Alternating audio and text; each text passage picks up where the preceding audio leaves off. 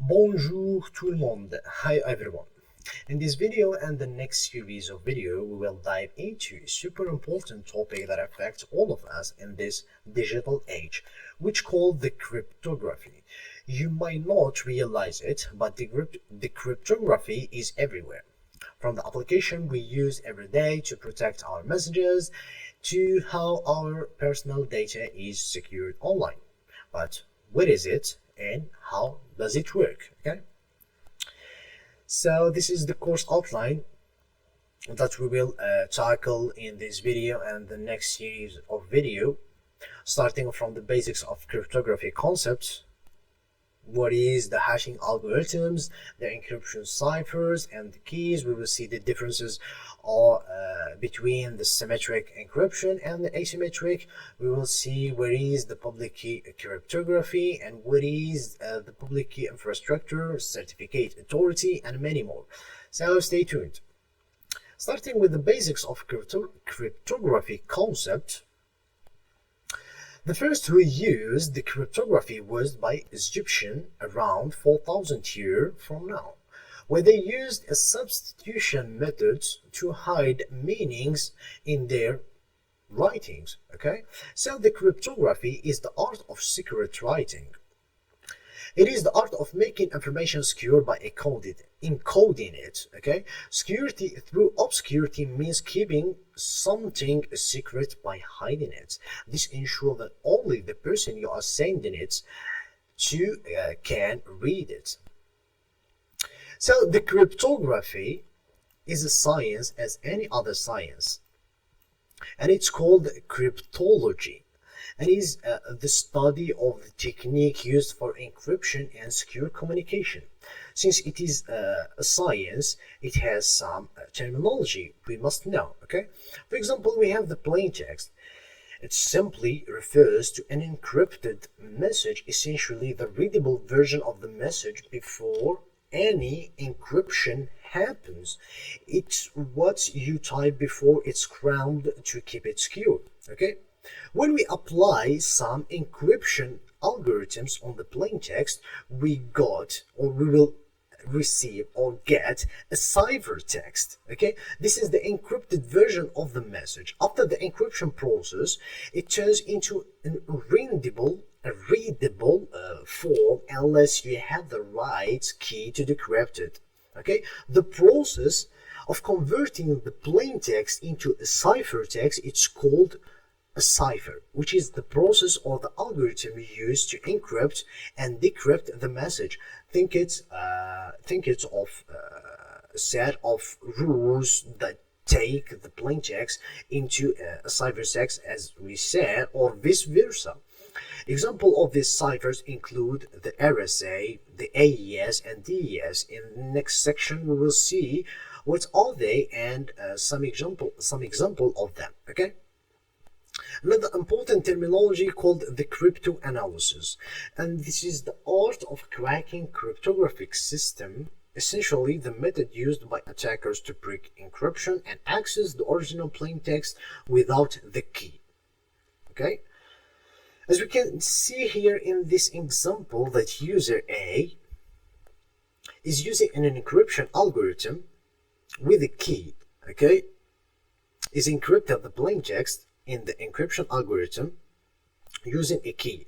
So even if the attacker in the middle can get this ciphertext, he will not understand it because he has not the key to decrypt it, just or until it's received to user B. It can decrypt it using his key to convert it into a plaintext. Okay, and this is a common method of ciphers that already exist. Okay, we have the substitution. Substitution is cipher method of encryption, where each character in the plaintext is replaced by another character. The substitution is typically based on a fixed system or rule. For example, we have a root 13, which is a type of substitution cipher.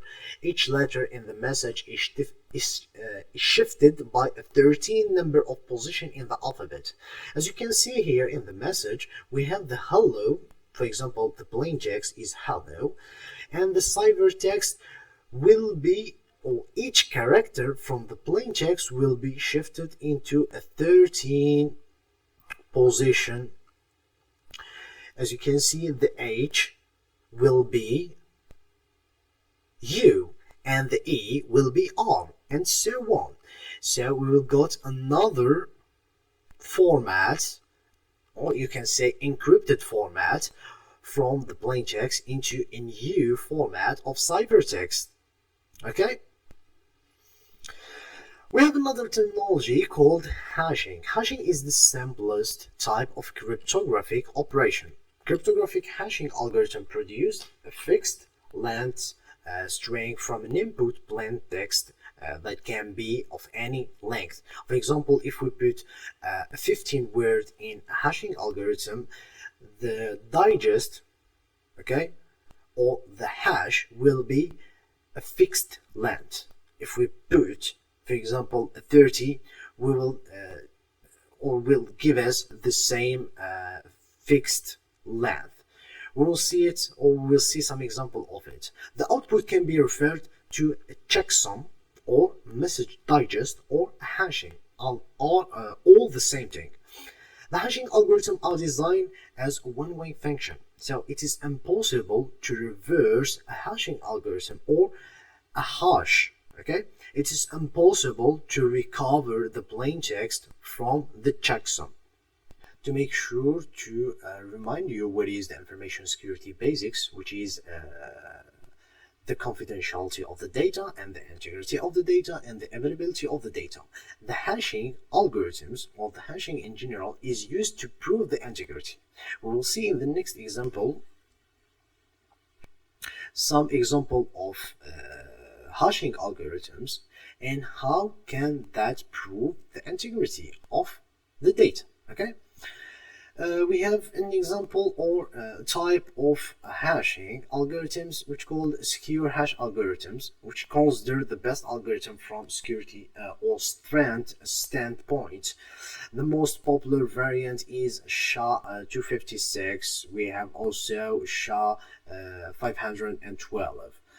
We have also another type, the most known type, called the message digest algorithm MD5, produced 128-bit of digest. But to mention, that is not secure anymore. As you can see here in the example, that Alice wants to send a message to Bob, and we will see how we can prove the integrity of this communication. So Alice will enter his message into a hash function, okay? And this hash function will give us a digest. And after that, Alice will send the message with the digest to Bob, okay?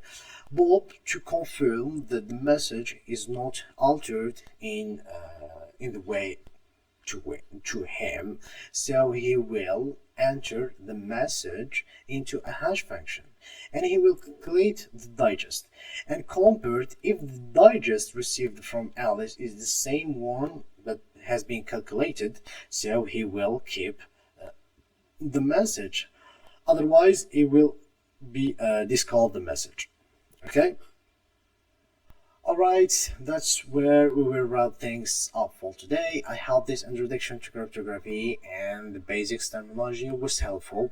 We have only scratched the surface and there is so much more to explore.